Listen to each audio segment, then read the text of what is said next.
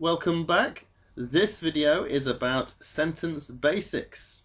We're going to be looking at the basic sentence structure and also mistakes that IELTS students commonly make.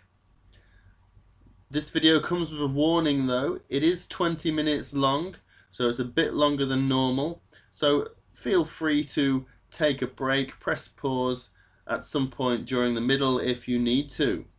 But it's a very important video that I think you'll get a lot out of.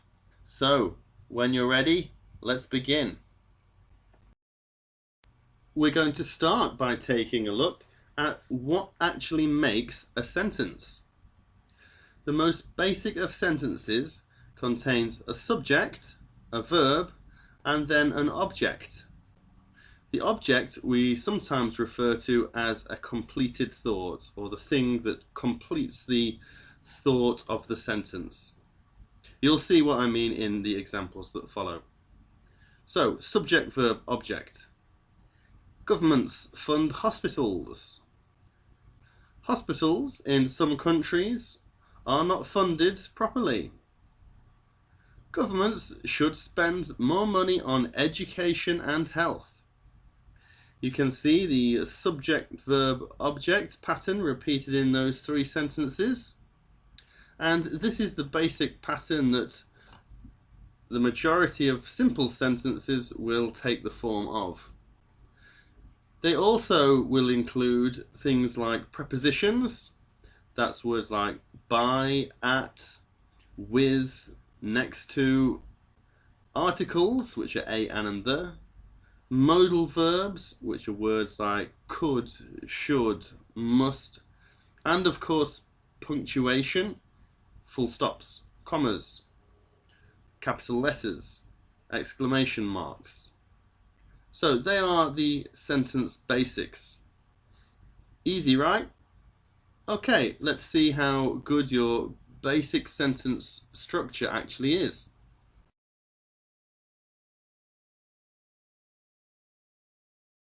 So, are you guilty of any of these mistakes? There are 5 sentences here. Each sentence may or may not contain a mistake. Your task is to correct the errors. I'd like you to pause the video now and then restart it when you have figured out what the answers are. So pause the video now.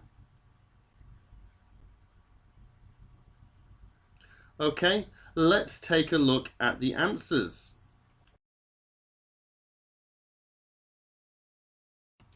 Okay, let's see how well you did. You should have. Developing countries have less money to invest in their infrastructure. Teachers are responsible. Governments invest large amounts of money, so no S there. Scientists are carrying out, and lots of paper is wasted by schools. These mistakes are all to do with the subject-verb agreement, which is a basic part of the English language. But I see these mistakes time and time again in IELTS test takers' essays. So make sure you are clear on the subject-verb agreement. So developing countries have, so countries is a countable noun, and we need to use have with that, not has. We need teachers is again a countable noun, a plural countable noun. We need are with that. Governments, plural countable noun. We don't need the S with the invest. Scientists are, again for the same reason as teachers are. And paper is. Paper is an uncountable noun, so we use the singular verb with it. So lots of paper is. I'm sure you can think of other examples that follow those same patterns, but it's important that you don't make mistakes like this. These are simple errors. If you're making these mistakes, you're going to limit your band score considerably. So have a look through some of your past essays, see if you're making mistakes with the subject-verb agreement. If you are, fix it. There's lots of information about subject-verb agreement on the internet, but it's basically what I've just shown you there. It's not too difficult to fix, so go ahead and fix it if you need to.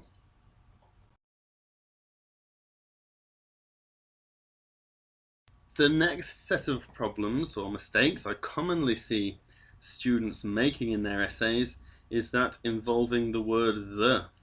The is what we call a definite article. And let's take a look at some mistakes that students make now. So, we use the when the reader should know exactly who or what we are talking about, which is why it's called the definite article, because you're definitely sure what they're talking about. For instance, one student in America was caught bullying others. The student was given attention but continued to misbehave. So in the first sentence there, they've used one student. It could actually just be a student. But in the second sentence, we know who we're talking about, so we can use the. The student was given attention but continued to misbehave. Really important that you can see that link there. This is called referencing. You're referring back to earlier in the sentence. I talked about referencing in a previous video in coherence and cohesion as well.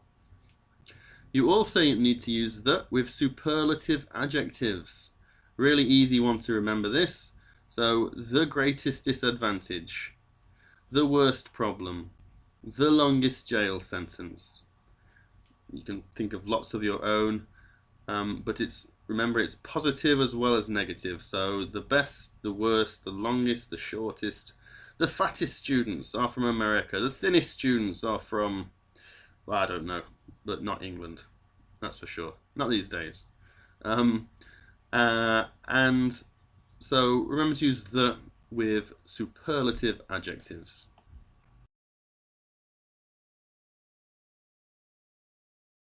The next area I want to take a look at is when we're talking about groups of people.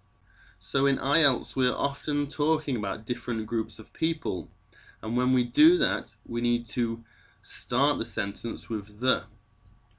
So it's the elderly are undervalued, the rich are often business owners, the poor are usually uneducated, the middle class are facing rising unemployment. So it's really important that you include the definite article in those situations. Another one is when we're using noun phrases. Now that sounds complicated, but it's just these examples that I'm going to show you. So we say the majority of people, the number of elderly, the vast amount of business owners, the number of students. You don't particularly need to know why we need to use the here, but if you just remember that we do with those particular phrases, it will make sure your essays are accurate. Now, you might wonder what's the difference between using the and a here. Well, if we said a number of elderly people, well, that would mean some of the elderly people within a larger group of elderly people. Whereas if we say the number of elderly, that means all of the elderly people. So there is a difference between saying the and a, which is why it's important to be accurate with their usage. We're not just being picky, there is a reason for getting this absolutely correct.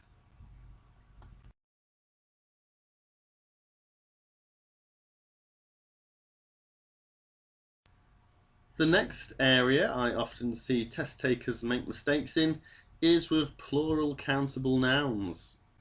We do not need to use the with plural countable nouns. For example, polar bears are facing extinction. Engineers are building a new landmark. So a countable noun is anything that you can actually count. So one polar bear, two polar bears, three polar bears. And plural is when we've had to add the S on the end, basically.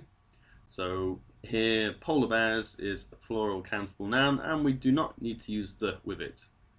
We could, however, say the polar bear is facing extinction.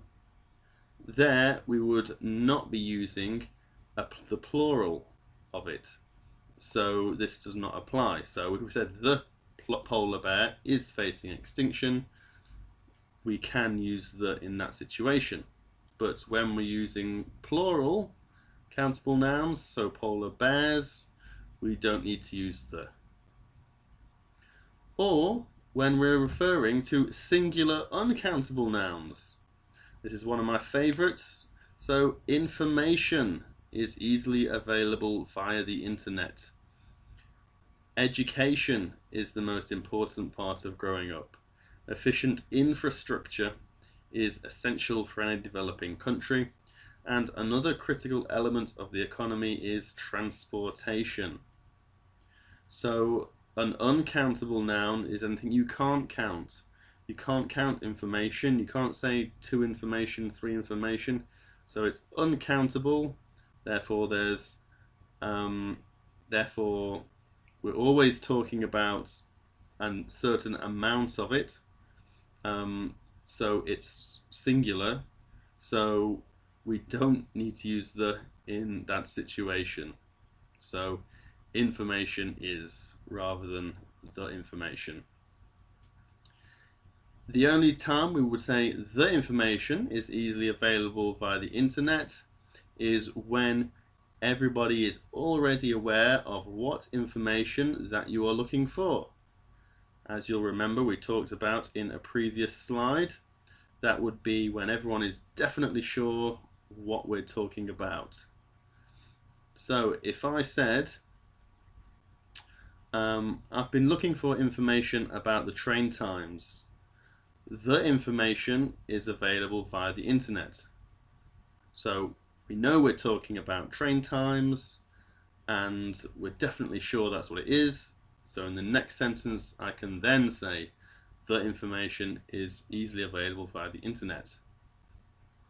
But generally speaking, when we're starting a sentence with singular uncountable nouns, we're not going to use the.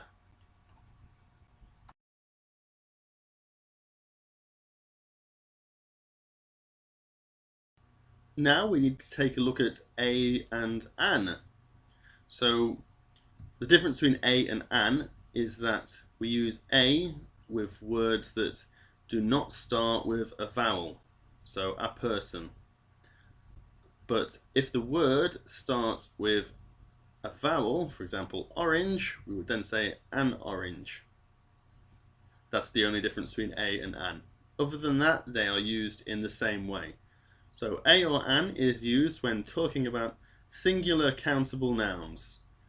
So a government official recently announced blah blah blah. A student at the University of Ohio recently ... It is also used when the reader does not know precisely to whom or what the writer is referring. So this is simply the opposite to how we were saying that you should use the definite article the. So the government recently sent an official to speak with the protesters. Facebook hired an engineer to eliminate the virus and prevent it from spreading. The major drawback of being a celebrity is that your private life suffers. So hopefully you can see there that they are singular countable nouns: official, engineer, and celebrity.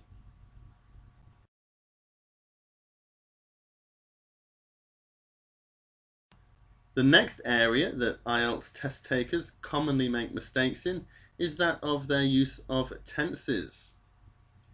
I'm going to show you 5 sentences and I want you to see if you can find any mistakes in them and correct them. Here are the 5 sentences. Pause the video and when you think you've corrected them, start the video again. So pause the video now, please.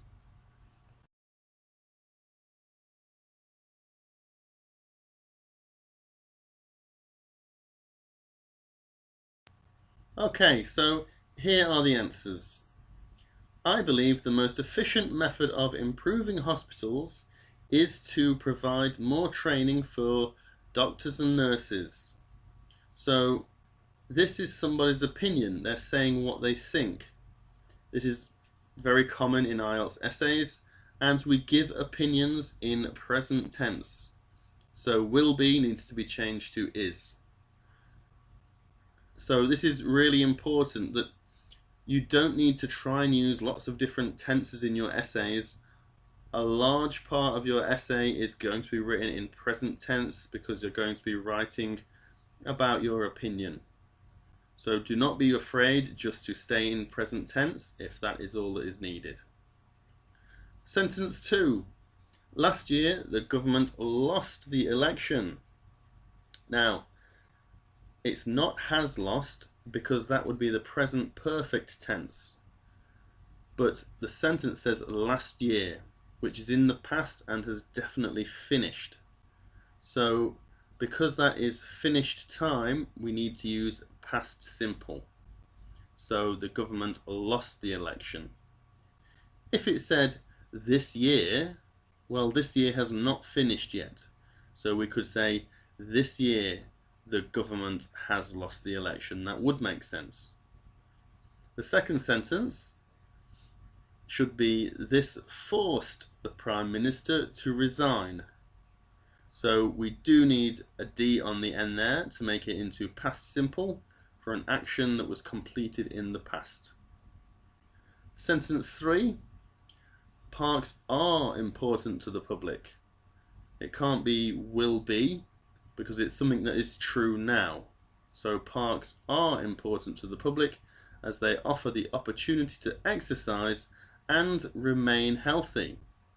Remain healthy now.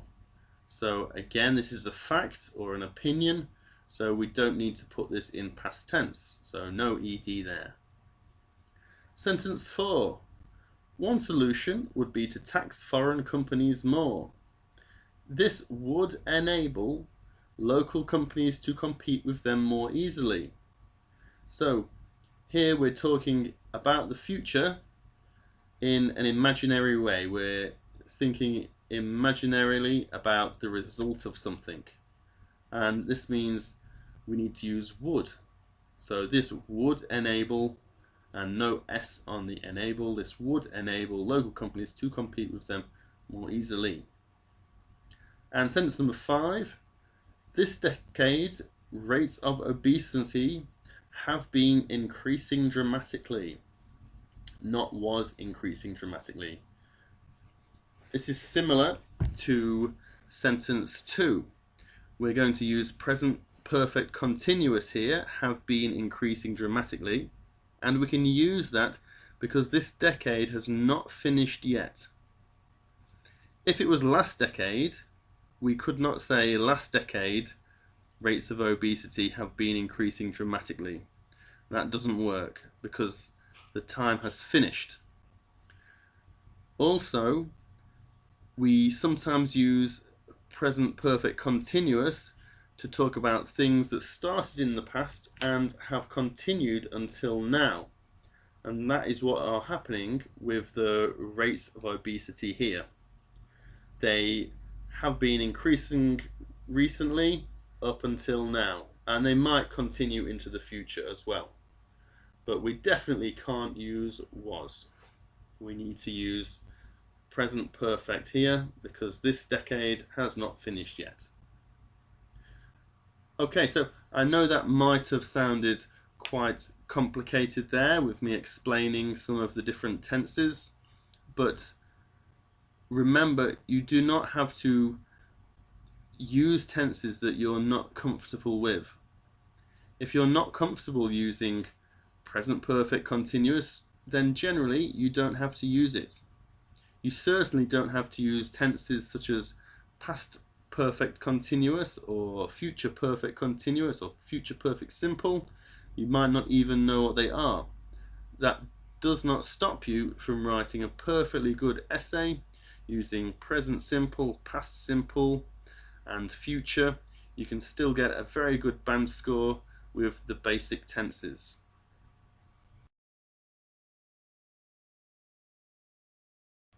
So, just to finish with a few final words of advice, I recommend that you have your essays checked by a native speaker. As you've seen in this video, the small mistakes do make a difference, and a non-native speaker may well not be able to spot them. A native speaker will be able to spot them quite easily. They don't even need to be a teacher. The majority of native speakers will be able to pick out where you've got the wrong article, or there's an article missing, or the wrong tenses. So a friend, or there are services on the internet where you can have your essays checked. Definitely worth the time doing that. What you need to do when you've had your essays checked is identify what recurring mistakes you make. So don't just get an essay and look at it and look at the corrections and, oh right, okay, that's it.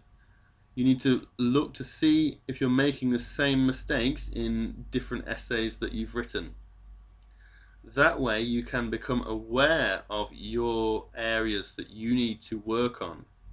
Now, you can go away and research them online or with your teacher, and what that will mean is that in the test, when you've got those 5 or 10 minutes at the end, you will know what errors you often make, and you can go and correct them in that time. This can make the difference between half or even a whole band score for you. It's a really good tip, and I highly recommend that you go away and do that. And finally, as I said previously, do not overcomplicate your essays deliberately. You do not need to go adding in various different tenses all over the place. If you're not confident using a tense, don't use it. You can stick to present simple, past simple, maybe a bit of present perfect and future tense, and you can write perfectly good essays with those. Okay, great to be with you on this video. Let's continue on to the next one.